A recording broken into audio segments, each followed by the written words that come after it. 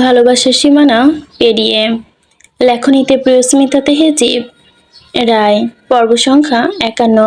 প্রহেলিকা নতসমন্তে বসে থাকতে থাকতে হঠাৎই অট্টলিকার হাসি যেন ফেটে পড়ল।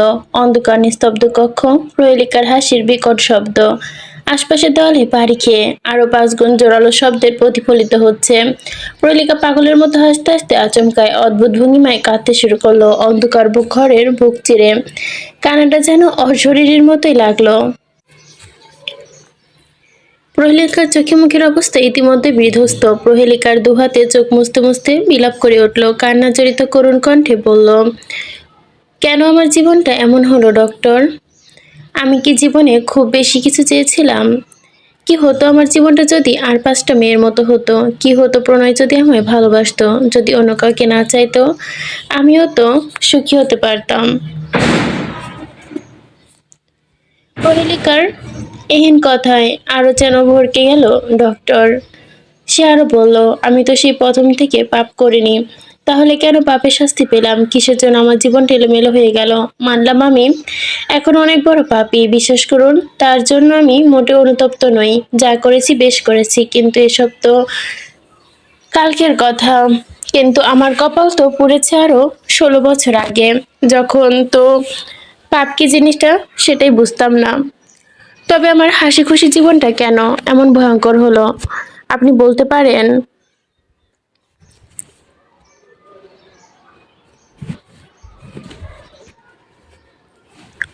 আবির্ভাব কিছু বলল না, শুধু নির্বিকার চিত্তে টিস্যু এগিয়ে দিয়ে বলল, শান্ত হন। অতিরিক্ত কান্নার ফলে প্রহেলিকার হেঁচকে উঠে গেছে। আবির্ভাব পানির গ্লাসও এগিয়ে দিল। প্রহেলিকা ঢকঢক করে পানিটুকু খেয়ে খানিকটা শান্ত হলো। আবির্ভাব কয়েক সেকেন্ড সময় নিয়ে বলল, দেখুন মিসেস প্রহেলিকা শিকদার, পৃথিবীতে যদি সবাই সবকিছু পেয়ে যেত তাহলে আফসোস নিয়ে বাঁচত কারা? পৃথিবীতে সবাই নিজের চাহিদা মতো সবকিছু পেয়ে গেলে আফসোস বাক্যটা যেন নিরর্থ হয়ে যেত। পৃথিবীর নির্মম সত্যি কি বলুন তো? আপনি যেমন একটা পারফেক্ট সুন্দর জীবন দেখেছিলেন, ওইরকম একটা পারফেক্ট জীবন সকলেই চায়, কারণ জীবনে সবাইকে সবকিছু দেয় না। তাতে পৃথিবীর পারফেক্ট বলে কিছু থাকে না। পৃথিবীতে ঈশ্বর ব্যতীত এমন কেউ নেই যে কিনা সদিক থেকে পারফেক্ট। তাই আপনি কেউ perfect non. Non one is perfect. কিছু না কিছু অপূর্ণতা প্রত্যেকের মাঝে আছে, আর আমাদের সেই অপূর্ণতা নিয়েই বাঁচতে হয়। এই জন্যে কাউকে দায়ী করা যায় না। আপনি এই পুরো গল্পে আমাকে যাদের যাদের নাম বলেছেন, একবার ভেবে দেখুন তো, তারা কি পারফেক্ট? তাদের লাইফটা কি হ্যান্ডেল প্রবলেম নেই, নাকি তারা খুশি? তাদেরও তো হাইডেন প্রবলেম রয়েছে।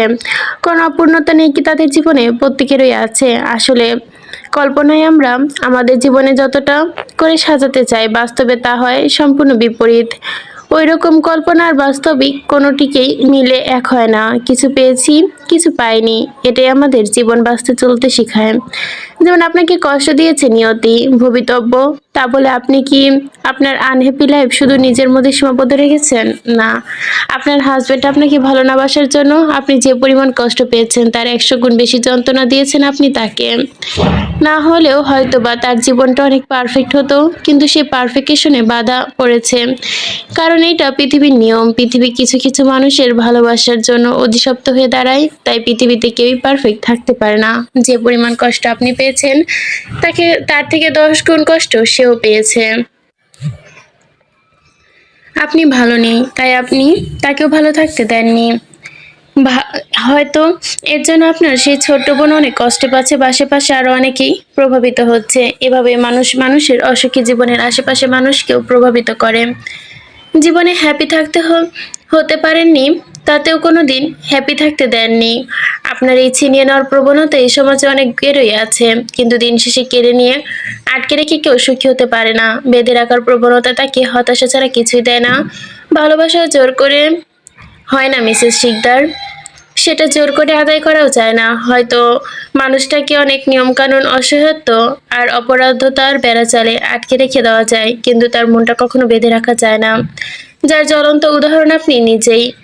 দেখেন একটু আপনার মেন্টাল হেলথের অবস্থা কি, তাহলে আপনার হাজবেন্ডের মেন্টাল হেলথের অবস্থাটা কি বর্তমানে, এটা আমার থেকে ভালো আপনি জানেন। I don't know. কিন্তু মনে রাখবেন, প্রত্যেকটা মানুষের যন্ত্রণা সহ্য করার একটা ক্ষমতা নিয়েই জন্মায়। তাকে অতটুকু আঘাত করা উচিত হয়নি যতটুকু সে সহ্য করতে পারবে না। আর তাকে যদি তার সহ্যসীমার বেশি যন্ত্রণা দেওয়ার চেষ্টা করেন, তাহলে মনে রাখবেন আপনি যার জন্য এত কিছু করছেন, যাকে আপনার মনে রাখার জন্য এই ব্রেন ওয়েস্ট করছেন, সে কিন্তু আপনাকে ফাঁকি দিয়ে যাবে। আবির্ভাবের সকল কথা এতক্ষণে নির্বিকার থাকলে কথা যেন চমকে ওঠে প্রহেলিকা। ভয়ার্ত চোখে আবির্ভাবের দিকে তাকায়। আবির্ভাব তা দেখে নিঃশব্দে হাসলো, আবারও বলতে লাগলো, হ্যাঁ, এটাই ঠিক। একটা মানুষ যন্ত্রণা সহ্য করা কোনো প্রকার একক নাম। মানুষ ঈশ্বরের অদ্ভুত সৃষ্টি। এই অসীম যন্ত্রণায় হাসি মুখে সহ্য করে নিতে পারে, কিন্তু আমাদের বুঝতে হবে সবকিছুর একটা সীমা আছে। এই দিনের পর দিন, মাসের পর মাস, বছরের পর বছর মানুষ মৃত্যুতুল্য দিন কাটালে আপনি আপনার হাজবেন্ডকে বেশি দিন ধরে রাখতে পারবেন না। নিজ দায়িত্বে ব্রোকেন হার্ট স্যান্ড্রোমস, সেন্ডারকন্ডিয়াস অ্যাসেস, সাইলেন্ট মাইসোক্রিয়াল ইনফেকশন সহ নানান ধরনের সমস্যা দেখা দিবে। এসব রোগীরা হৃদরোগ ধরিয়ে দেয়, আর এই অসীম যন্ত্রণা শেষে একটি নির্মম মৃত্যু আসে তার জীবনে। এমনকি এগুলো আপনারও হতে পারে।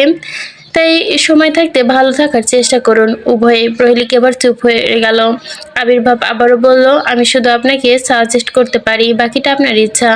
তবে এই কথাটুকু বলুন তো। প্রহেলিকা অনুভূতিহীন চোখে তাকালো। আবির্ভাব একটু কৌতূহল নিয়ে জিজ্ঞাসা করলো, আপনি আমি দুজনেই ভালো মতো জানি সত্য কখনো চাপা থাকে না। সত্য আলাদা জোর থাকে, সেটা এক এক করে সামনে বেরোবেই, সবাই জানবে। তখন আপনি কি করবেন? আপনার হাজবেন্ড যদি কোনোদিন জানতে পারে আপনি তার সঙ্গে কি করেছেন, কিভাবে করেছেন, তার সাথে বিশ্বাসঘাতকতা, কিভাবে তার থেকে তার ভালোবাসা ছিনিয়ে নিয়েছেন, তখন কি হবে একবার ভেবে দেখেছেন?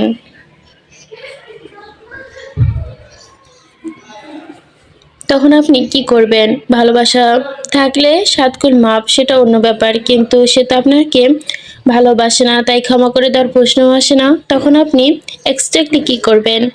আবির্ভাব প্রশ্নবিদ্ধ চোখে তাকায় প্রহেলিকার দিকে। প্রহেলিকা কয়েক পলক আবির্ভাবের দিকে তাকে একটু কুটিল রহস্যময় হাসি আসলো, সাথে সাথে ভ্রু কুঞ্চিত করে ফেললো আবির্ভাব। এই রহস্যময় হাসির কারণ কি বুঝে না সে। আবির্ভাব বিষয়টা রহস্যময় লাগলেও সে বেশি ঘাটল না। প্রহেলিকার দিকে চেয়ে চেম্বারে এসে বসলো। প্রেসক্রিপশন লিখতে লিখতে সিরিয়াস কণ্ঠে বসলো, মিসেস প্রহেলিকা শিকদার, আপনার এই সমস্যা কোনো পার্মানেন্ট সলিউশন আপাতত আমার কাছে নেই। কারণ আপনার সকল সমস্যার কারণ আপনার সেই অসুস্থ সম্পর্ক, আর আপনি সেটা কখনো ত্যাগ করতে পারবেন না। আপনার এই অসুস্থ সম্পর্কটা দিন দিন আরও বেশি অসুস্থ হয়ে উঠবে, আর আপনার হাজবেন্ড উভয়ের মানসিক সমস্যা বাড়তে থাকবে।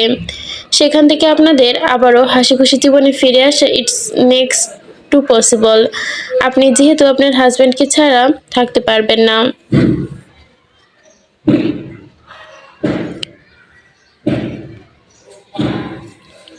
So moral of the story, এটার কোনো সমাধান নেই।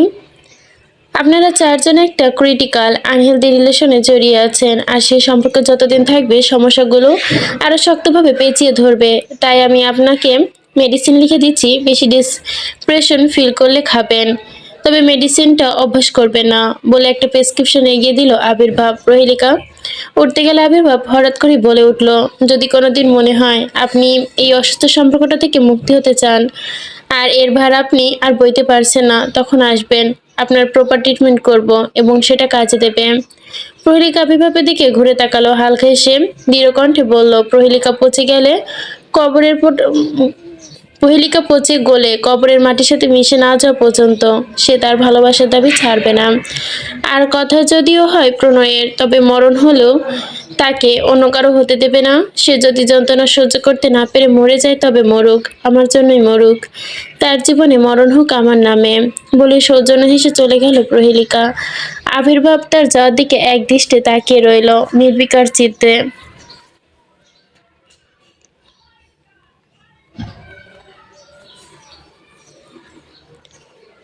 ভালোবাসা যে কতটা ভয়ঙ্কর, কতটা সুন্দর, কতটা যন্ত্রণার, তা এই পরিবারে না থাকলে বুঝতে পারতাম না। আবির্ভাব প্রহেলিকার চিন্তা মাথা থেকে ঝেড়ে ফেলে দিল। পিয়নকে স্ট্রং ব্ল্যাক কফির অর্ডার দিয়ে ফোনটা হাতে নিয়ে সাইলেন্ট মোডে থাকা ফোনের স্ক্রিনে নিঃশব্দে ভেসে উঠল নামটা। নামটার দৃষ্টিতে ভাসতে আবির্ভাবের বক্ষ জুড়ে বয়ে গেল যেন হৃদয়ের কোন এক শ্রৈত স্মৃতি, ভালোবাসার শীতল হাওয়া। সে ফোন রিসিভ করে চোখ বন্ধ করে ডাকলো, শ্রৈত সিদ্ধি। আবির্ভাবের মুখে শ্রৈত চিহ্নে ডাকটা যেন সে তার কান দিয়ে ঢুকে সোজা হৃৎপিণ্ডে গুলিবদ্ধ করলো। ফর্সা মুখশ্রী, লজ্জারাঙা গোলাপি আভা দ্রুতি ছড়াতে লাগলো। টসটসে গাল দুটো পাকা লাল টমেটোর মতো রক্তিম হয়ে উঠল। সে তার নিজেকে ধাতস্থ করার আগে আবার ওপাশ থেকে আহত পুরুষালী কণ্ঠে ভেসে এলো। আবির্ভাব ব্যাকুল কণ্ঠে আফসোস করে বলল, দূর থেকে লজ্জা পেয়ে গেলে আমি কি দেখতে পারবো? মাই লাভ, তুমি লজ্জা পাচ্ছ। সেই ঘরের খাট, আলমারি, চেয়ার, টেবিল সবাই দেখতে পাচ্ছে, অথচ আমি দেখতে পারছি না। কতটা হতভাগা আমি। লজ্জা জমিয়ে রাখো মাই লাভ, সেটা শুধু আমাকে দেখাবে। শুধু শুধু ঘরের জড়ো আসবাবপত্র দেখে লাভ কি বলো তো? শ্বেতা লজ্জায় আড়ষ্ট হয়ে উঠল আরো। আরণ্য কণ্ঠে মৃদু ধমকে বলল, একদম পটানোর চেষ্টা করবে না, পাগলের ডাক্তার। আপনি সারাদিন আপনার পাগল নিয়ে ব্যস্ত থাকেন। আমি কে হই? আমার তো খোঁজও নেন না। আমার কথা আপনার মনেও পড়ে না। শ্বেতা লজ্জায় আড়ষ্ট থেকেই এমন মৃদু ধমক দেওয়াতে কিছুটা ভরকালো আবির্ভাব। সে হেসে উঠল, কণ্ঠে আর একটু প্রেম মিশিয়ে বলল, পাগল আমার কাছে চিকিৎসা নিতে আসে ঠিকই, কিন্তু তারা কি জানে তাদের ডাক্তারি মস্ত পাগল? কোন এক কষ্টদোষী তাদের ডক্টরের রূপের জালে ফাঁসিয়ে বন্ধ করে রেখেছে, বড্ড বাজেভাবে পটিয়ে নিয়েছে। সে তার গালে রক্তিম লালিমা আরো বিস্তীর্ণ হলো। সে বরন্ত লজ্জা গিলে নিয়ে মুখ বাঁকিয়ে বলল, পাগল ডাক্তার পাবনায় চলে যান। সে তার কথায় শব্দ করে হেসে উঠল। আবির্ভাব কৌতূহল করে বলল, হ্যাঁ হ্যাঁ অবশ্যই, এটা তো আমার আসল সংসার। চলো তুমি আমার পাগলি আর আমি তোমার পাগল একসাথে পাবনায় যাই, তারপর পাবনায় সব পাগলদের আন্ডা বাচ্চা হবে, সেখানেই বলো করব তাদের, সবাই একসাথে থাকবো। পাগল আর পাগলির সংসার। আবির্ভাবের কথায় তাজ্জব বনে গেল শ্বেতা। সে কি বললো? আর এই পাগলের ডাক্তার বুঝলো কি?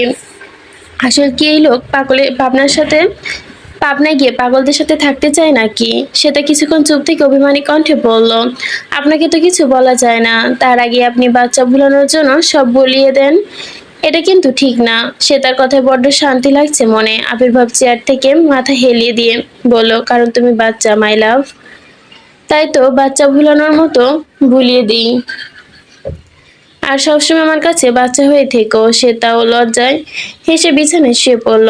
আমাদের ব্যাপারটা দাদানকে কবে জানাবেন? আবির্ভাব কিছুক্ষণ চুপ থেকে ঠান্ডা কণ্ঠে প্রত্যুত্তর করলো, তুমি বললে এক্ষুনি জানিয়ে দেব। বলো জানাবো। আবির্ভাবের এক কথায় রাজি হয়ে যাওয়াতে ফাঁক করে ঢোক গিলে নিল শ্বেতা।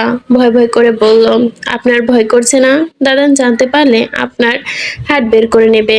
আবির্ভাব তৃপ্ত হেসে বুকের বাম পাশে হাত রেখে বলল, যারা ভয় পায় তারা কখনো ভালোবাসতে পারে না মাই লাভ। আর এই হার তোমার এইখানে, তুমি সযত্নে নিচের নাম লিখেছো। এখন তোমার ভাই যদি সেটা কেটে টুকরো টুকরো করে, তাহলে লসটা তো তোমারই হবে। আমি না থাকলে এত ভালোবাসা কে বাসবে মাই লাভ?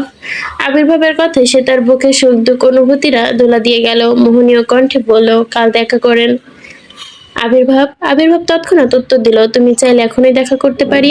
আবির্ভাবের কথায় শ্বেতা চোখ ঘুরিয়ে দেখলো দেওয়াল ঘড়িতে রাত 9টা বেজে 20 মিনিট। আজ রাতে কেউ ডিনার করবে না, কারণ আজ প্রথম সেহরি, তাই একেবারে সবাই সেহরি করবে। তাই রাত 3টার আগে কেউ খুঁজবে না। কি ভাবছো মাই লাভ? সে তো শোয়া থেকে উঠে বসলো। আপনি এখন গ্রামে আসবেন?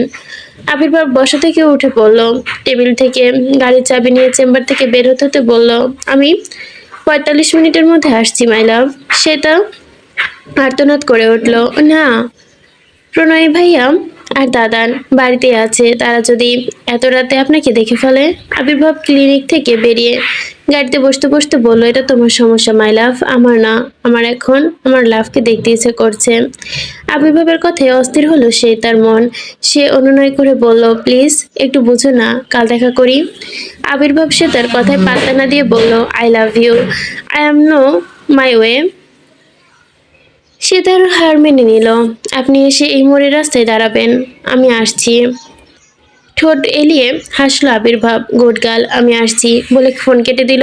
সে তার চোখে মুখে ফুটে উঠল অপার্থিব অসহায়ত্ব। সে ফোনটার দিকে তাকিয়ে অসহায় কণ্ঠে বলল, আমাদের জীবনে দিন দিন ভীষণ জটিলতার দিকে এগিয়ে যাচ্ছে আবির্ভাব। এই সমাজ কি কখনো আমাদের মেনে নিবে? ধর্মের দোহাই দিয়ে আপনাকে আমার থেকে আলাদা করে দেবে না তো?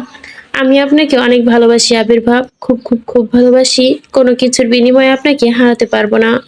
শিকদার বাড়ি ৪ তলার বিশাল বৈঠক ঘরে চোখে মুখে গম্ভীরতায় বসে আছে মেহজাবিন চৌধুরী, সাদমান শিকদার, খলিল শিকদার, সাজিদ শিকদার, সোহেব শিকদার। তাদের চোখে মুখে অস্থিরতা অনন্ত নেই।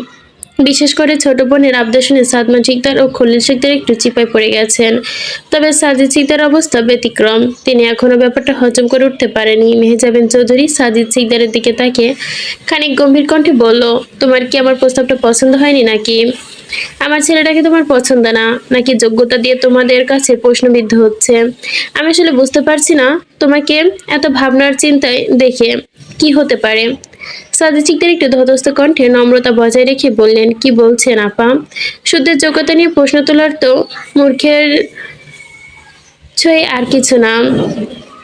আর এ ধরনের প্রশ্ন তোলার মতো মূর্খ আমি নই। আর শুদ্ধকে অপছন্দ করার প্রশ্ন আসে না ওর মতো এমন ওয়েল এডুকেটেড স্বাবলম্বী ব্যক্তিত্ব সম্পন্ন যোগ্যতা সম্পন্ন ছেলের হাতে যে কোনো বাবাই তার মেয়েকে চোখ বুজে তুলে দিতে চাইবে। অবশ্য এখানে আমি আর ব্যতিক্রম নই।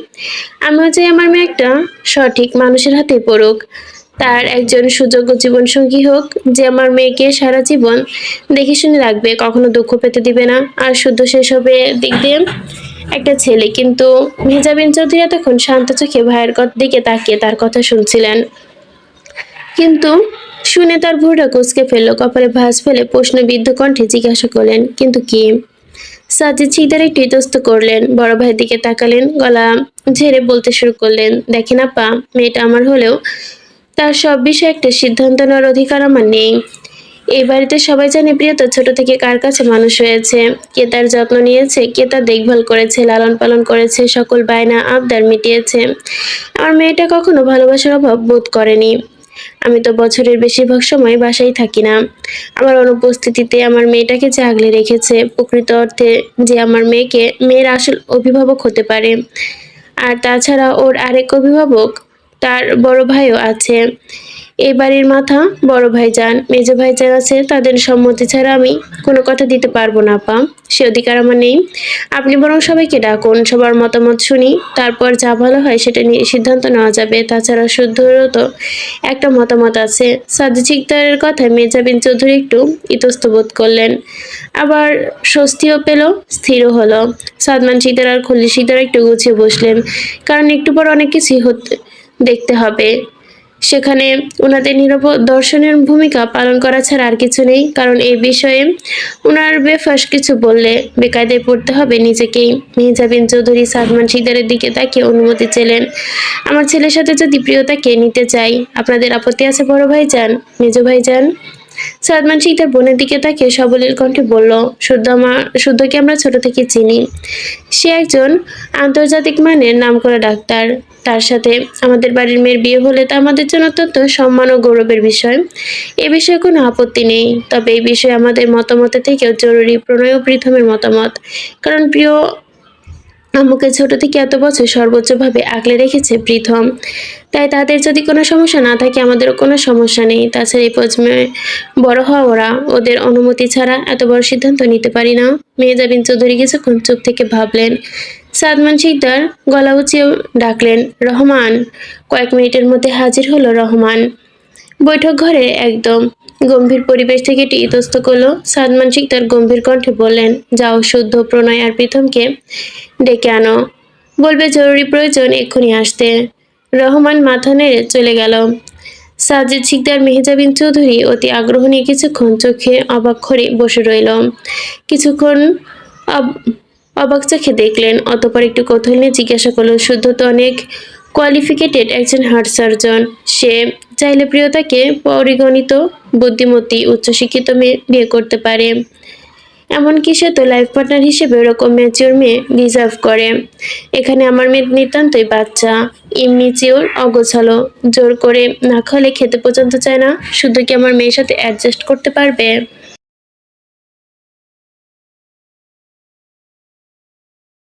সাজিদ শিকদারের কথায় মেহজাবিন চৌধুরী স্বচ্ছ হাসলেন, বড় নিঃশ্বাস নিয়ে প্রশস্ত কণ্ঠে প্রত্যুত্তর করলেন, প্রিয়তাকে আমি অনেক আগ থেকে শুদ্ধের জন্য পছন্দ করে রেখেছি, বিশেষ করে যখন থেকে জানতে পেরেছি শুদ্ধ প্রিয়কে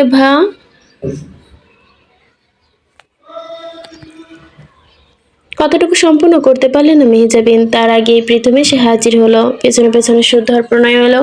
তিন ভাই কক্ষে পা রাখতেই সবাই একসাথে এক জায়গা দেখে পুরো কুচকালো। সবাই গম্ভীর চেহারা পানে দৃষ্টিপাত করলো। প্রণয় কেমন যেন খটকা লাগলো তার। তার মানে তার মনে হচ্ছে এখানে বড় কোনো একটা খিচুড়ি পাকানো হচ্ছে। প্রণয় প্রীতম আর শুদ্ধর দিকে তাকিয়ে সাদমান শিকদারের সামনের সোফায় গিয়ে বসলো। গম্ভীর বেশ মহল। প্রণয় সবার দিকে এক নজর তাকিয়ে স্বাভাবিক কণ্ঠে প্রশ্ন করলো, কোনো জরুরি দরকার ফুপ্পি? প্রীতম কৌতূহলী নজরে তাকালো। মেহজাবিন চৌধুরী প্রণয় আর প্রীতমের দিকে কয়েক পলক তাকিয়ে ধীর কণ্ঠে বলল, হ্যাঁ আব্বু, খুবই জরুরি দরকার। প্রণয় আবারও কণ্ঠে গভীরতার মাত্রা টেনে বলল, জি বলুন। মেহজাবিন চৌধুরী এক পলক সবার দিকে তাকিয়ে প্রণয়ের দিকে দৃষ্টি নিবদ্ধ করে ধীর কণ্ঠে বলল, কোনো রকম সংকোচ ছাড়াই আমি প্রিয়তার বিয়ের ব্যাপারে তোমাদের সাথে কথা বলতে চাই।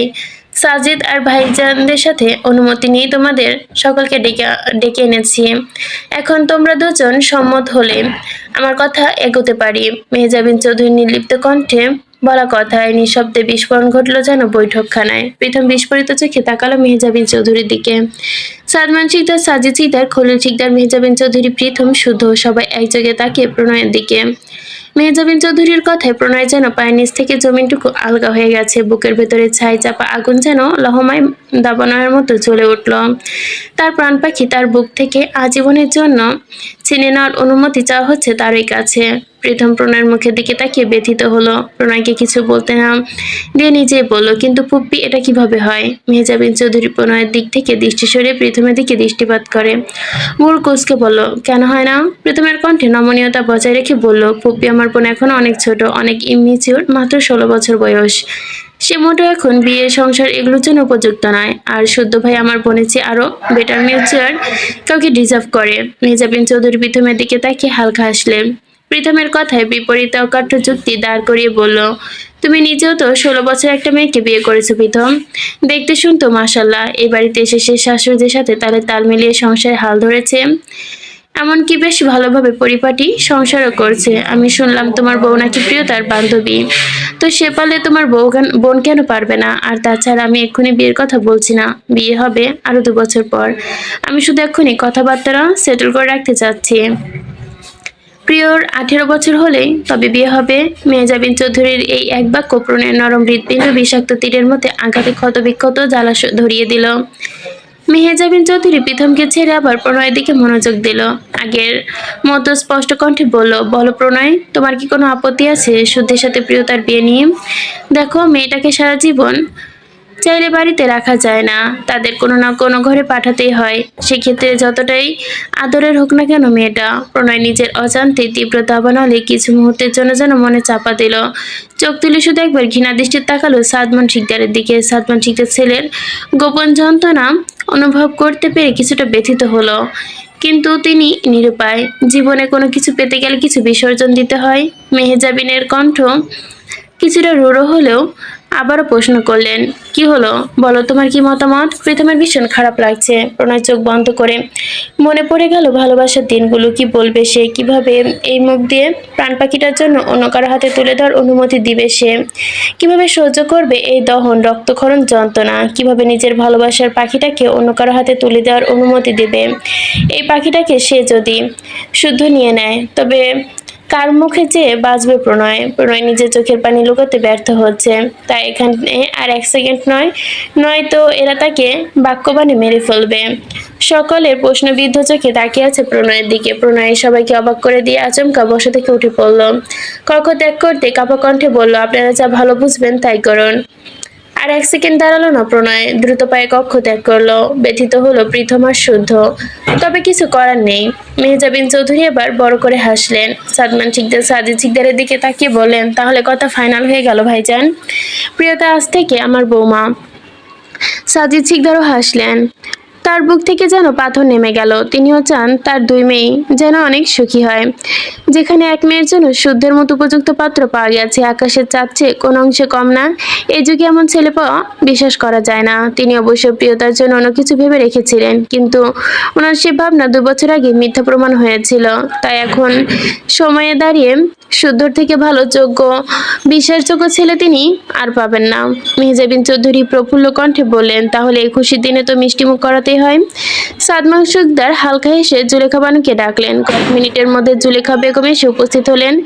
সাদমান শিকদার আদেশ করলেন, এখনই বাজার থেকে 20 কেজি ফ্রেশ মিষ্টি এনে আশেপাশে বিতরণ করে দাও, আর এখানে মিষ্টি পাঠানোর ব্যবস্থা করো। জুলেখা বেগম নতম কণ্ঠে সম্মতি জানিয়ে বললেন, ঠিক আছে। শুদ্ধ হৃদয় থেকে যেন কেমন ভালো লাগার আবেশে জড়িয়ে যাচ্ছে। এই বুঝি ভালোবাসার মানুষটিকে আপন করে পাওয়ার সুখ। সকল কষ্ট অবসানের প্রথম ধ্বনি। অপেক্ষার প্রহর আর মাত্র 2 বছর, তারপর শুদ্ধ এত বছর অপেক্ষার অবসান ঘটবে, প্রিয়তম হবে আপন।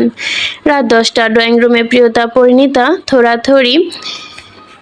থিরাথরি, তন্ময়, অরণ্য, সমুদ্র রাজ, প্রীথম, প্রেম, তাদের কাজিন সাফিদ, রাফেদ, অব্র, শুভ্র, সুব্রতা, নিশা, তৃষা, সব ভাই বোন মিলে মুড়ি চানাচুর খেতে খেতে আড্ডা দিচ্ছে, কারণ তারা সেহরি পর্যন্ত জেগে থাকবে, এরপর সেহরি খেয়ে ঘুমাবে। চিত্রার পূর্ণতাও আছে আজ। তনুশ্রী বেগম, অননা বেগম, আরতি বেগম, উষার ইয়ানা মিলে সেহরির জন্য রান্না বান্না করছে। প্রিয়তার অরণ্য, 2 বাদর নিজেদের মধ্যে চাওয়াচাই করে ইশারায় একে অপরকে কিছু একটা বোঝালো। অতঃপর 2 ভাই বোনের মুখে বড় একটা হাসি ঝুলিয়ে তন্ময়ের দুপাশে গিয়ে বসলো। তন্ময় নিজে মতোই চকলেট খাচ্ছে। প্রিয়তা তন্ময়ের হাত থেকে চেপে ধরতেই চকলেট একটা কামড় বসালো। অরণ্যকে উদ্দেশ্য করে বলল, ছোট ভাইয়া, তোমার কি মনে হয় আমাদের ভাই দিন দিন আমাদের বংশের সব থেকে সুদর্শন ও সুযোগ্য পুরুষ হয়ে উঠছে? তন্ময় আপুর দিকে ছোট চোখে তাকালো। অরণ্য তন্ময়ের হাত চেপে ধরে তন্ময়ের চকলেটে কামড় বসালো। তন্ময় কাজ চাপড়ে বাহবা দিয়ে বলল, ঠিক বলেছিস, কালাচন্দ এর বউ। আমাদের ছোট কর্তা তো আব্বু চাচু দাদানদের ছাড়িয়ে যাচ্ছে। এখন এমন চলতে থাকলে আমাদের ছোট কর্তার জন্য বাংলাদেশে বউ খুঁজে পাওয়া যাবে না। তন্ময় এবার মাথা ঘুরিয়ে তাকালো একই ভঙ্গিমায় অরণ্যের দিকে। বাকিরাও মনোযোগের সহকারে সার্কাস দেখার অপেক্ষায় রয়েছে যেন। প্রিয়তা আপাতত তন্ময়ের হাত চেপে ধরে চকলেটে কামড় বসিয়ে বলল, ঠিক বলেছ ছোট ভাইয়া, আমাদের 4 টুকরো ভাইয়ের উপযুক্ত বউ উগান্ডা বা আফ্রিকা ছাড়া কোথাও পাওয়া যাবে না। মুখটা সিরিয়াস রেখে বলল প্রিয়তা। প্রিয়তার কথায় সবাই চোখ বড় বড় করে ফেললো। ফিক করে হেসে ওঠার আগে অরণ্য যতটা সম্ভব নিজের হাসি কন্ট্রোল করলো। তন্ময় চকলেটের শেষ বাইটটা দিয়ে বলল, অথবা না তন্ময়ের চকলেটের শেষ বাইটটা দিয়ে বলল, অথবা নাইজেরিয়ান হলেও মন্দ হয় না। প্রিয়তার কথা উপনীত সম্মতি জানালো। তন্ময় চকলেটের দিকে দিশা ভুলে ভাই বোনের দিকে তাকিয়ে উৎসুক কণ্ঠে বলল, ছোট আপু, ওই দেশে কি খুব বেশি সুন্দরী মেয়ে পাওয়া যায়? অরণ্য আর প্রিয়তা একে অপরের দিকে তাকিয়ে বলল, খুব। রাজ ওদের মাঝখানে এসে বলল। তন্ময়ের দিকে তাকিয়ে মুখটা ইনোসেন্ট করে, ভাই আজ তুই ছোট বলে তোকে মুরগি বানালো। প্রিয়তার অরণ্য চোখ বড় বড় করে রাজের দিকে 2 হাত জোর করে চেপে ধরলো। রাজ শয়তানি হাসি এসে তাকালো বোন আর ভাইয়ের দিকে। আরো রসিয়ে রসিয়ে তন্ময়কে বলল, ভাই তুই দেখবি ওইসব মেয়ে কেমন সুন্দরী। রাজের কথায় উৎসুক হয়ে ফেটে বলল তন্ময়। এক লাফে রাজের কোলে বসলো। রাজের হাত ঝাঁজিয়ে বলল, দেখাও না সেজদা দেন। রাজ আবারও অরণ্যার প্রিয়তার দিকে তাকালো। অরণ্য প্রিয়তার দিকে তাকিয়ে চোখের ইশারায় বলল, সুনামি আসছে, কালা চাঁদের বউ বাঁচাতে চাইলে পালা। রাজ গুগল ওপেন করে একটা আফ্রিকান মেয়ের ছবি তন্ময় চোখের সামনে ধরল। তন্ময় প্রফুল্ল মনে উৎসাহ নিয়ে ছবিটার দিকে তাকাতে তার সমস্ত আনন্দ উৎসাহ মিলিয়ে যেতে লাগলো এক নিমেষে। সুন্দর মুখখান অমাবস্যা চাঁদের ন্যায় ঘন অন্ধকারে ছেয়ে গেল। ছবিটা একটা কালো কুচকুচে অতিরিক্ত কুরকুরে চুলের ভোটকা ঠোঁটলি মেয়ের ছবি। তন্ময় কয়েক সেকেন্ড ছবিটার দিকে তাকিয়ে ঘর কাঁপিয়ে চিৎকার দিয়ে কেঁদে উঠল। শব্দের তীব্রতায় উপস্থিত সকলের বুক ধরফর করে উঠল। অরণ্য আর প্রিয়তা 1 সেকেন্ডে হাওয়া হয়ে গেল। রাজ শয়তানি হাসিতে বলল, এবার ওগানের একটা মেয়ের ছবি বের করা হলো, এটা আবার টাকলা। তন্ময় শিকদার রীতিমতো নীলরাঙা মেঝের কার্পেটে পড়ে গড়াগড়ি খেয়ে কাঁদছে। সে কিছুতেই টাকলা ভোটকা ঠোঁটালি মোটা মেয়ে বউ হিসাবে নেবে না। তন্ময়ের চিৎকারে উপস্থিত জনতাকেও ড্রয়িং রুমে ঠিক থাকতে পারল না। নিজের কান চেপে ধরে এক প্রকার যান বাঁচিয়ে পালালো। ছেলের কান্নার শব্দে ছুটে এলেন অর্থি বেগম। তন্ময়কে কোলে নিয়ে শান্ত করতে করতে চলে গেলেন। এর মধ্যে পুরো ড্রয়িং রুম ফাঁকা হয়ে গেছে, শুধু রাজ একা বসে আছে। রাজকে একা বসে থাকতে দেখে গেল শ্বেতা রাজের পাশে সোফায় বসে হেসে হেসে গল্প করতে শুরু করলো। দুজনের কথা এক পর্যায়ে রাজের দৃষ্টি আটকালো কিছুটা দূরে। সে কয়েকটা সেকেন্ড সেদিকে তাকিয়ে হাসলো। শ্বেতার দিকে তাকিয়ে ভুরু কুঞ্চেন করে উঁচু কণ্ঠে গান ধরলো। আমার ভাই বাদার ডাকছে তোমায় ভাবি, আমার আমার যত ভাই বাদার ডাকবে তোমায় ভাবি, তোমার শাড়ির আঁচলে থাকবে আমার ঘরের চাবি, হাবুডুবু খাচ্ছি আমি প্রেমের সাগরে নেমে, প্রথম দেখায় আমি তোমার পড়েছিলাম প্রেমে। হঠাৎই রাজের এমন অদ্ভুত গানে ভুরু কুঁচকে গেল সে সন্ধ্যা নজর আশেপাশে চোখ ঘুরালো। তার দৃষ্টি আটকে গেল যা ভেবেছিল তাই। শ্বেতা বাহাকা হেসে লজ্জা পাওয়ার অভিনয় করে বলল, ইস কি যে বলো না, লজ্জা লাগে তো। রাজা বাঁকা হেসে বলল, দেখ তোকে লজ্জা পেতে কত সুন্দর লাগে, অথচ আশেপাশে দেখ নাগিনের কি ভরা। সবাই ফোনা তুলে ছবল মারছে। সে তো একটু ভীতু হয়ে বলল, কি বলো নাগিন, এই বাড়িতে সাপ আছে নাকি? রাজ কিছু বলবে তার আগেই ফসফস করতে করতে এগিয়ে এলো পূর্ণতা। সেন্টার টেবিলের ওপর থেকে নিজের ফোনটা নিতে নিতে রাজের দিকে অগ্নিদৃষ্টি নিক্ষেপ করলো। সত্যি বলতে ভেতর ভেতর রাজের পুরুষত্ব একটু কেঁপে উঠলো। সে তার চোখে ছোট ছোট করে তাকিয়ে দুজনের দিকে। পূর্ণতা ফোনটা নিয়ে মুখ ভেঙচি কেটে চলে গেল। সে তার রাজের দিকে তাকিয়ে ভুরু নাচে সন্দেহীন কণ্ঠে বলল, এই আপা আবার জেলাস হচ্ছে কেন? হু হু, বলো বলো, নিশ্চয়ই এখানে কোনো কাহিনী আছে। রাজ বসা থেকে উঠে যেতে যেতে বলল, তোর ভাবি লাগে বিয়াদব। সে তার দুষ্টু কণ্ঠে বলল, সে তো বুঝতে পেরেছি যে ইনি আমাদের সেজ ভাবি, তবে বিশাল জাহাজ। রাজ শ্বেতার দিকে 500 টাকার নোট এগিয়ে দিয়ে বলল, এটা খা আর মুখ বন্ধ রাখ। শ্বেতা টাকাটা নিয়ে বাঁকা হেসে বলল, মাঝে মাঝে এমন একটা দক্ষিণা পেলে কিন্তু মন্দ হয় না বলো। রাজ যেতে যেতে বলল, ব্ল্যাকমেল করবি না। হেসে উঠল শ্বেতা। প্রিয়তা নিজের মনে গুনগুন করতে করতে ছোট ছোট পা ফেলে 3 তলার মাঝারি ছাদের দিকে যাচ্ছিল। উদ্দেশ্য ছাদে লাগানো বিদেশি লেবুর গাছ থেকে কয়েকটা লেবুর পাতা ছিঁড়ে অনুশ্রী বেগমকে দেওয়া, কারণ ডালে লেবুর পাতা দিলে নাকি বেশি শুক্রাণ আসে। এ গাছের পাতার গ্রানটা একটু বেশি আলাদা। যদিও এত রাতে ছাদে আসতে প্রিয়তার একটু গা ছমছম করছে, তবুও বড় আম্মু আদেশ মানতে তো হবে। প্রিয়তা 3 তলার করিডর পেরিয়ে ইউটার্ন নিতেই বাঁদিকে ছাদে পা রাখতে কিস্তিতে আশ্চর্য হলো, কারণ পূর্ব দিকের ছাদের বিশাল ঘরটা আজ আলো জ্বলছে। ঘরটার দিকে তাকিয়ে ভুরু কুঁচকে ফেলল প্রিয়তা, কারণ 2 বছরের বেশি সময় ধরে এই ঘরটা তালাবদ্ধ অবস্থায় পড়ে আছে। এই ঘরে পা রাখা তো দূরের কথা, এই ঘর আশেপাশে আসার কঠোর নিষেধাজ্ঞা দিয়েছে প্রণয় শিকদার। তাহলে এ ঘর খোলার মতো এত বড় সাহস কে দেখালো? এটা জানার জন্য প্রিয়তা এক প্রকার কৌতূহল নিয়ে এগিয়ে গেল। লেবু পাতার কথা মাথা থেকে জাস্ট ভুলেই দিয়েছে সে চপল পায়ে এগোতে লাগলো সেই ছাদ লাগানো বিশাল ঘরের দিকে। বিশাল বাড়ির সবচেয়ে সুন্দর সুবিশাল কক্ষ হচ্ছে এটা, মুক্ত পরিবেশ, ছাদ লাগানো। এই কক্ষটা প্রণয় বিশেষ করে নিজের জন্যই বানিয়েছিল, আর এটাই মূলত প্রণয়ের আসল সুখনিবাস, যেখানে জড়িয়ে ছিল প্রণয় জীবনের অন্যতম শ্রেষ্ঠ সকল অধ্যায়, সকল সুখকর স্মৃতি, যা প্রণয় আজ গত 2 বছর ধরে তালাবদ্ধ করে রেখেছে। আজ 2 বছরের বেশি হলো প্রণয় এ কক্ষ ত্যাগ করেছে, অন্য ঘরে শিফট করেছে। সেই অবধি কেউ এ ঘর খোলার সাহস পায়নি। তবে হঠাৎই নিজের এত পছন্দের ঘর ছেড়ে দেওয়ার কারণ আজও অস্পষ্ট শিকদার বাড়ির সদস্যদের কাছে। এই ঘরে এসে সাধারণত কাউকে আসতে দেয় না, এমনকি নিজেও আসে না। তাই প্রিয়তা কৌতূহলী মনে চক্রবৃদ্ধি হারে বেরিয়ে চলল। প্রিয়তা ধীর পায়ে ঘরের দিকে যেতেই কিছু ভাঙচুরের শব্দ কানে এলো, কিছু একটা ঝাঁঝালো তোলার শব্দ। ঈষৎ কেঁপে উঠল প্রিয়তা। সে পা টিপে টিপে দরজার সামনে গিয়ে দাঁড়ালো। দরজা লক নয়, তবে ভেতর থেকে ভেজানো। প্রিয়তা ভয়ে ভয়ে সেটাতে আহত করে ছোঁয়া দিতে দরজা আপনা আপনি হাট হয়ে খুলে গেল। এবার মৃদু কেঁপে উঠল প্রিয়তা। সে হঠাৎ কাঁপা কদমে কক্ষে পা ফেলতে চমকে উঠল। পুরো বাড়ির ইলেকট্রিসিটি চলে গেল। অন্ধকারে নিমজ্জিত হয়ে আসলো আশপাশ। তবে বিশাল দক্ষিণায় জানালা খোলায় অর্ধচন্দ্রে রূপালী চাঁদে আলোকিত হয়ে আছে ঘরের মেঝে। অন্ধকারে ভীষণ ভয় পাচ্ছে প্রিয়তা। তার উপর এই পুরো নির্জন ছাদে তালাবদ্ধ অন্ধকার ঘরে নিজের উপস্থিতি বুকের ভেতর শিউরে দিচ্ছে তনু মন। আর সে তো এটা জানে না এই ঘরে কে আছে, আদৌ কেউ আছে কিনা, কারণ এই ঘর 2 বছর ধরে তালাবদ্ধ থাকে। আর বড় আম্মু বলেছে কোনো জিনিস পরিত্যক্ত হয়ে গেলে সেখানে নেগেটিভিটি বাড়তে থাকে। আর হঠাৎ এখানে কারো আসার কথাও নয়। ভয়ে প্রিয়তার পিছে চমকে উঠল, বুকের ভেতরে রক্ত যেন জমে উঠল, চোখের সামনে ভাসতে লাগলো হলিউড ভলিউম মুভির অশরীরী ভয়ঙ্কর সব মুখবায়ক। প্রিয়তা কি চিত্রক মুখ কুঁচকে স্ট্যাচুর মতো মেঝেতে চেয়ে রইল।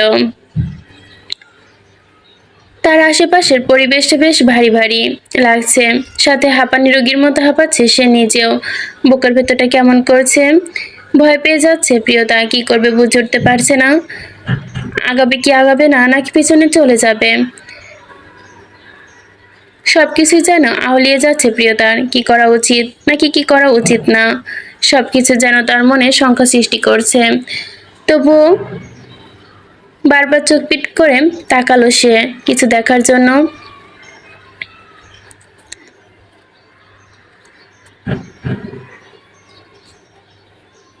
কোনো কিছুর শব্দ পেতেই প্রিয়তা যেন একদম স্ট্যাচুর মতো মেঝেতে দাঁড়িয়ে রইল।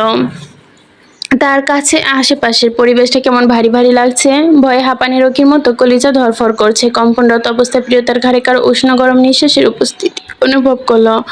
ভয়ে আরো জমে গেল প্রিয়তা। হাত দিয়ে নিজের জামাটা শক্ত করে মুষ্টিবদ্ধ করে কপাল বেশ হচ্ছে তরল দরদর করে পড়তে লাগলো। মনে মনে আয়তুল কুরসি সহ দোয়া দরুদ সব পাঠ করতে লাগলো। প্রিয়তার ষষ্ঠ ইন্দ্রিয় জানান দিয়ে বলছে কেউ তার খুব কাছে দাঁড়িয়ে খুব কাছ থেকে একদৃষ্টে দেখছে তাকে। তার গরম নিঃশ্বাস অনবরত প্রিয়তার কাঁধে এসে পড়ছে আছড়ে।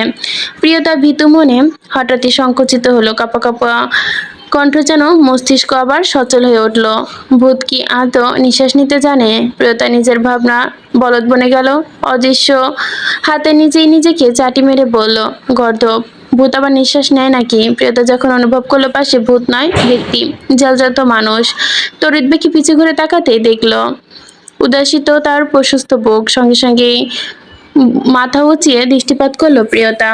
অন্ধকারে চাঁদের ঝাপসালে তার দৃষ্টি আটকে গেল পুরুষালী মায়াবী মুখশ্রীতে, যার গভীর চোখে নিবদ্ধ তার দৃষ্টি। প্রিয়তা এই মুহূর্তে প্রণয়কে এখানে দেখে কিছুটা আশ্চর্য হলো। হতভম্ব কণ্ঠে কিছু বলতে নিতেই তার রক্তলাল ঠোঁটের ওষ্ঠে তর্জনী আঙুল চেপে ধরল প্রণয়। সঙ্গে সঙ্গে স্থির হয়ে গেল প্রিয়তা। সে কি এত ভালোবাসা একটু দেখতে পায় না? সে কি বুঝতে পারে না তার মনের অনল? প্রিয়তম কি জানি কি হলো, সে নিজেও জানে না। তার এই নিটল প্রেম কতটা ভয়ঙ্কর হয়ে উঠেছে এই পুরুষের জন্য। সে যে ভালোবাসা নয়, অভিশাপ। কিন্তু আফসোস প্রিয়তা এসবের কিছুই জানতে পারল না, দেখতে পেল না, বুঝতেও পারল না। কয়েক মুহূর্ত নিজেকে প্রাণের দিকে তাকিয়ে থেকে 2 কদম এগিয়ে এলো, আহত কণ্ঠে বলল, আমি কি জীবনে খুব বড় পাপ করে ফেলেছিলাম জান পাখি? থমকালো প্রিয়তা। কিছু বুঝতে না পেরে অবুঝ চোখে তাকিয়ে রইল প্রণয়ের ঘোলাটে চোখের দিকে। প্রণয়ের সেই অবুঝ দৃষ্টির দিকে প্রণয়ের ঠোঁটের কোণে বিদ্যুৎ মাখা হাসি খেলে গেল। যার জন্য এত কিছু, শালা সেই কিছু বুঝলো না। হঠাৎ করে কেমন যেন রাগ হচ্ছে তার মন মস্তিষ্ক উভয়ে। আবারও প্রিয়তার দিকে তাকিয়ে রাগটাই তেতে উঠলো, ফুঁসে উঠলো ভেতরটা। এ মেয়েটা কি বোঝে না তার জন্য অন্য কারো বউ হওয়ার কথা শুনে প্রণয়ের হৃদয়ে কতটা কষ্ট হচ্ছে, তার বুকটা পড়ে যাচ্ছে। এই মেয়েটা কেন বোঝে না? সে একদম মেয়েটার আশেপাশে কাউকে সহ্য করতে পারে না। কেন এই মেয়েটা তার এক আকাশ পরিমাণ ভালোবাসা দেখতে পেল না? কেন পাবে? যে যত দিন যাচ্ছে এই মেয়েটার প্রতি মায়া আর ভালোবাসা তার বেড়ে যাচ্ছে। এত ভালোবাসার পর নিজের কলিজাটাকে অন্যের পাশে দেখলে কিভাবে সহ্য করবে প্রণয়? কলিজাটা চিড়ে যাবে না তার? প্রণয় চোখ বন্ধ করে নিজের বরাদ্দ রাগটুকু জ্বলন্ত মনটাকে থামাতে চাইল। কিন্তু সে যতই রেগে থাকুক না কেন, সে কখনোই তার জান পাখির ওপর কোনো প্রকার রাগের বহিঃপ্রকাশ করে না। কিন্তু এক চুলও নড়ল না প্রিয়তা, দৃষ্টি সরল না, সটন হয়ে দাঁড়িয়ে রইল। প্রণয় প্রিয়তার দিকে এক দৃষ্টে তাকিয়ে নিজের রাগ আরো নিয়ন্ত্রণ হারাচ্ছে। দুটো নিয়ন্ত্রণে রাখার চেষ্টা করে, প্রিয়তা গেল না। বারংবারের পেটে দুপাশে টি শার্ট মুষ্টিবদ্ধ করে চেপে ধরলো। আর একটু কাছে এগিয়ে সে অবুঝ কণ্ঠে বলল, আপনি কি কাঁদছেন প্রণয় ভাই? কেউ আপনাকে কষ্ট দিয়েছে? প্রণয় আর ধৈর্য রাখতে পারল না, যন্ত্রণায় তার ভিতরটা পড়ে যাচ্ছে। সে এক ঝাটকায় প্রিয়তাকে পাশের দেওয়ালের সাথে মিশিয়ে শক্ত করে তার কোমর চেপে ধরে অন্য হাতে প্রিয়তাকে পাশের দেওয়ালে রাখলো। আচমকা এমন হওয়াতে কিছুটা ঘাবড়ে গেল প্রিয়তা, ভীত চোখে তাকিয়ে রাগান্বিত প্রণয়ের মুখের দিকে। আচমকা এমন হতে কিছুটা ঘাবড়ে গেল প্রিয়তা। ভীত চোখে তাকালো প্রণয়ের রাগান্বিত মুখে। প্রণয় তার তুলতুলে হাতটা তুলে দেওয়ালের সাথে শক্ত করে চেপে ধরল। ব্যথায় কুঁকিয়ে উঠল প্রিয়তা, তবুও শব্দ করলো না। চোখে নির্বিশ্বাস চেয়ে রইল প্রণয়ের রক্তিম মুখের পানে। প্রণয় নিজের মধ্যকার সেন্টিমিটার দূরত্ব ঘুচিয়ে নিল। নিজেকে বলিষ্ঠ দেহে দ্বারা প্রিয়তাকে শক্ত বাঁধনে আটকে ফেলল। মুখটা প্রিয়তার মুখ বরাবর নামিয়ে এনে তীব্র রাগ ও আসক্তি মিশিয়ে কণ্ঠে হিসিয়ে বলল, বুঝিস না তুই, তাই না? তবে কবে বুঝবি? আমি মরে গেলে? হ্যাঁ, আমি মরে গেলে নিশ্চয়ই বুঝবি আমি ঠিক কতটা যন্ত্র পুষে রেখেছি এই হৃদয়ে। প্রিয়তা অবাক চোখে চেয়ে রইল। প্রণয় ভাইয়ের ডান হাতে তুলে বুকের বাঁ পাশে চেপে ধরলো। একদম বুঝবি না। এই বুকটা তোর জন্যই কি চায়, কি হয়। কিন্তু সেদিন ঠিকই বুঝবি, যেদিন দেখবি আমি কবরে শুয়ে থাকবো। সেদিন অনেক ডেকেও তুই আর সাড়া পাবি না, অনেক দূরে হারিয়ে যাব তোর জীবন থেকে। সেদিন হয়তো তুই সব বুঝবি জান পাখি, কিন্তু সেদিন দেখার জন্য আমি থাকবো না। বলতে বলতে চোখের পানি ছেড়ে দিল প্রণয়। কণ্ঠনালী কেঁপে উঠল তার।